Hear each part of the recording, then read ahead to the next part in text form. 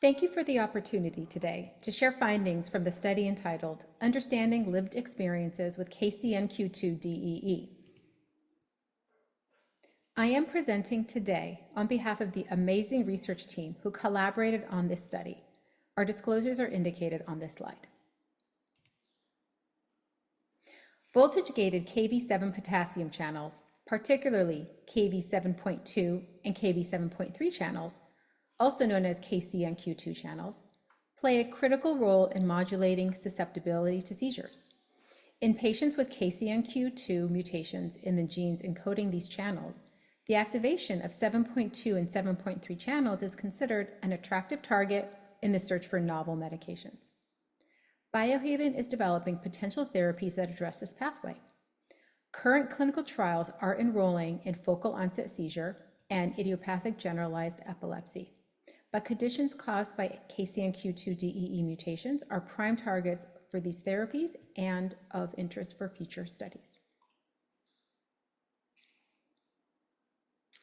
The need to study outcomes beyond seizures in patients with KCNQ2 DEE is well recognized in the patient and clinical community.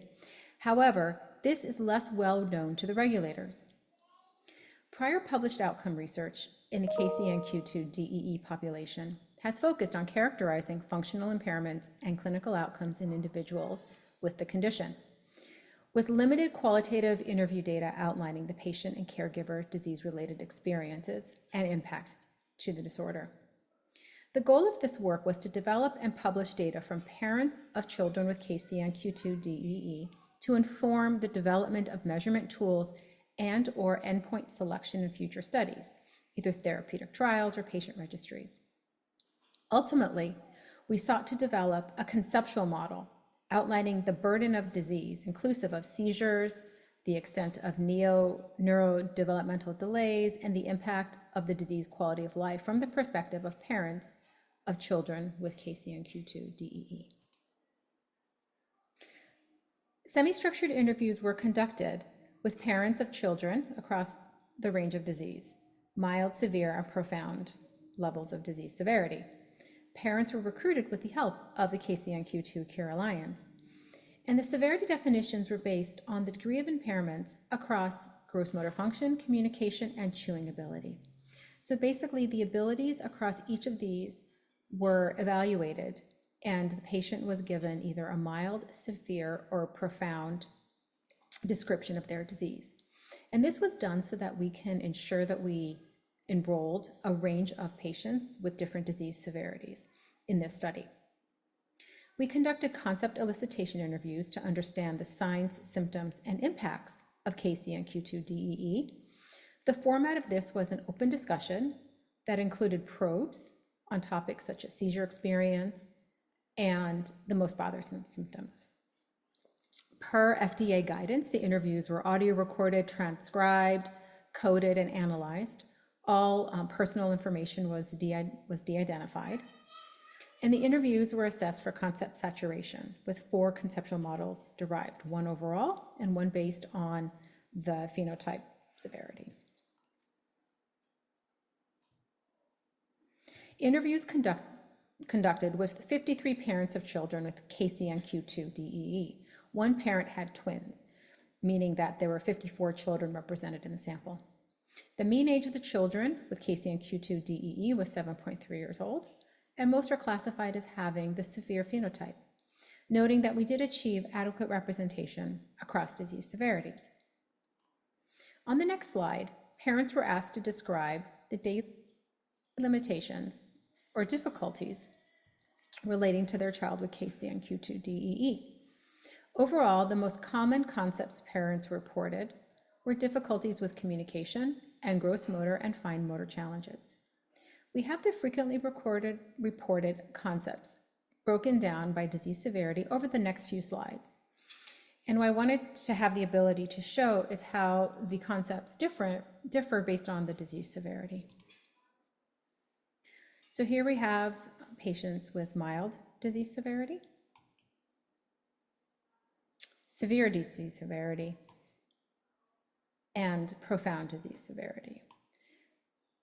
I think it's when you look at them next to each other and go back to the overall observation, we see that while the most common concepts overall reported were difficulties with communication, gross motor and fine motor challenges, we see that communication impacts here on the left were reported by a majority of parents regardless of disease severity.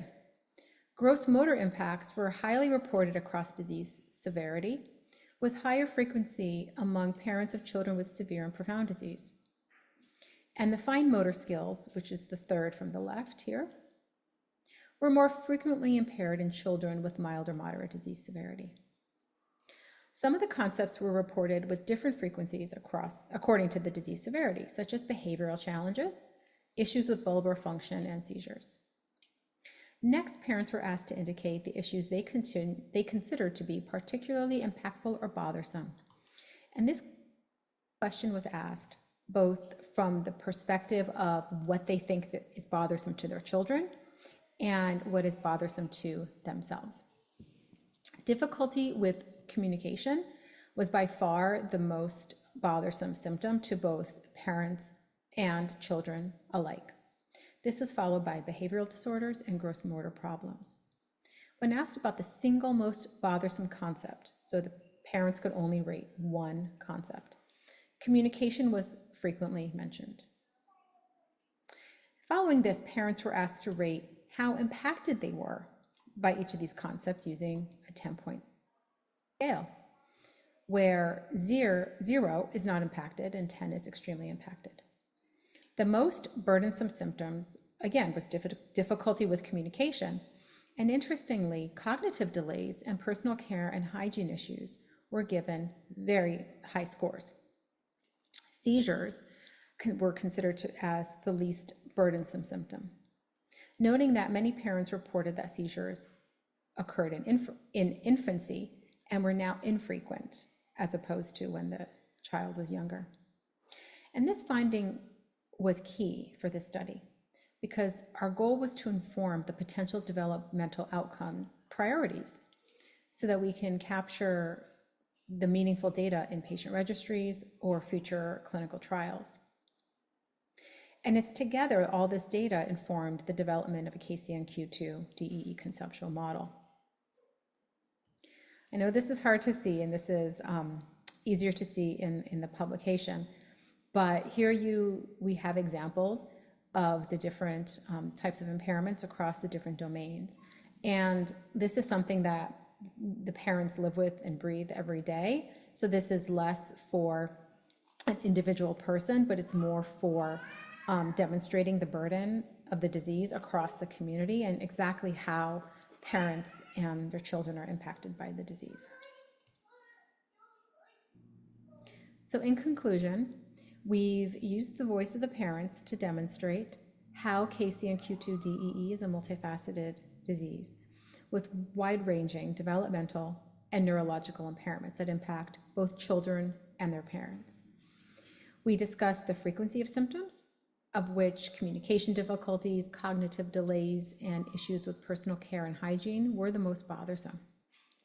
Parents indicated that seizures were the least bothersome symptom post-infancy, and together these findings helped identify outcome domains important to parents and children with KCNQ2 DEE and may inform the development of measurement tools and endpoint selection in future therapeutic trials. The citation for this work is published. It's listed on the slide. This is an open access publication, meaning that anyone can download it and have access. I'm happy to send the link to anyone who is interested. And I wanted to conclude by saying a tremendous thank you to the parents who gave their time and energy and shared their experiences for the study. And with that, I can conclude and take any questions. Thank you.